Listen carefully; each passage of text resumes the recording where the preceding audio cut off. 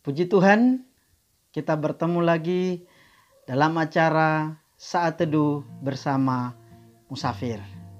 Hari ini kita akan merenungkan satu kebenaran firman Tuhan yang akan menjadi pedoman bagi kita.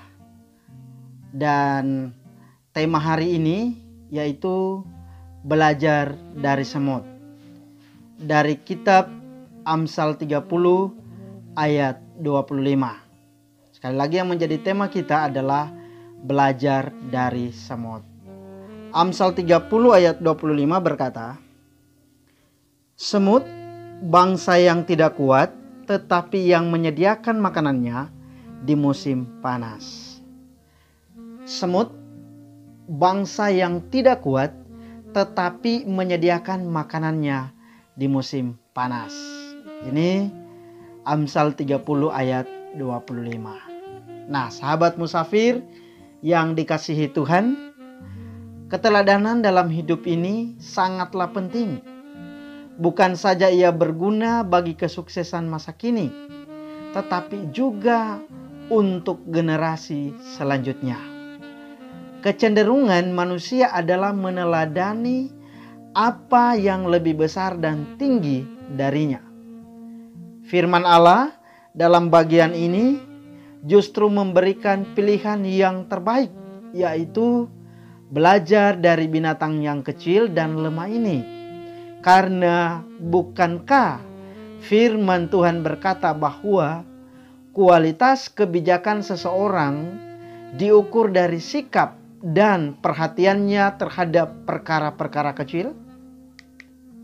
Nah, firman Tuhan dalam Amsal 30 ayat 25 ini memberikan kepada kita keteladanan dari salah satu binatang yang sangat kecil dan unik, yaitu semut. Dikatakan dengan jelas bahwa semut bangsa yang tidak kuat, tetapi yang menyediakan makanannya di musim panas. Nah, dari pernyataan ini, beberapa teladan yang dapat kita ambil dari binatang ini. Antara lain, yang pertama, pelajaran yang bisa kita ambil belajar dari semut adalah berhikmat dan bijaksana. Hikmat yang dimaksud dalam bagian ini adalah kebijaksanaan mengatur kehidupan bukan saja dalam satu hari, tetapi juga dalam waktu yang panjang. Semut mengerti persis mengenai kelemahan dan ketakberdayaannya bekerja di musim hujan. Meskipun banyak makanan, ia tidak dapat menikmatinya karena adanya genangan air.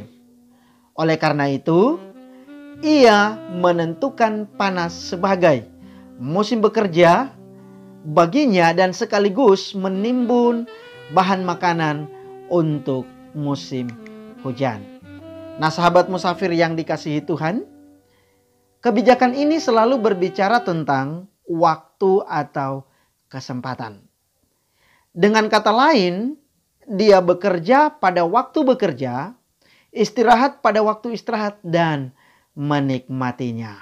Oleh karena itu, sahabat musafir yang dikasihi Tuhan, bagi kita saat ini, ada waktu kita belajar, menimba pengetahuan, keterampilan untuk bekal dalam bekerja.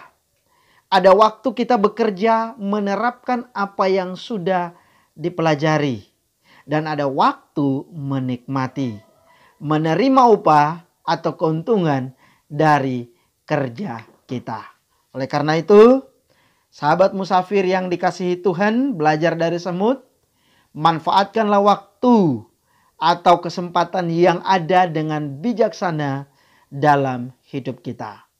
Ada waktu belajar, kita belajar dengan giat, atau waktu bekerja kita bekerja keras.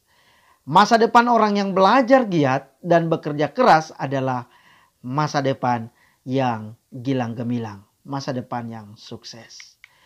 Yang kedua, belajar dari semut adalah kerjasama dan saling menghormati.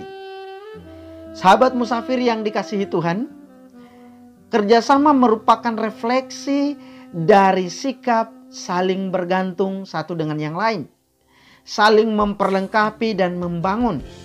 Sedangkan pondasinya adalah mengenal diri sendiri dan orang lain, menyangkut kelemahan dan kekurangan.